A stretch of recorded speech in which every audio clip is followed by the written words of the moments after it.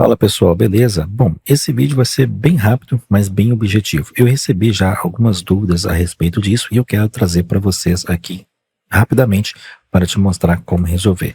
Bom, algumas pessoas me mandaram uma pergunta questionando que quando estão gravando e elas clicam fora da área de trabalho do Cubase, o Cubase para de gravar. Então eu vou fazer o teste aqui agora. Bom, então agora eu estou fazendo a gravação aqui, perceba que está captando a minha voz ali. Tá? E eu vou clicar numa janela fora do Cubase e percebo o que vai acontecer.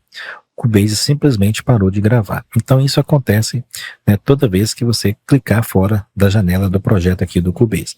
Bom, para resolver isso é muito simples, basta você vir aqui em Estúdio, Instalação de Estúdio e desmarcar essa opção aqui, liberar Drive quando o aplicativo está em segundo plano. Feito isso, dá um OK e aí a gente vai agora refazer o teste.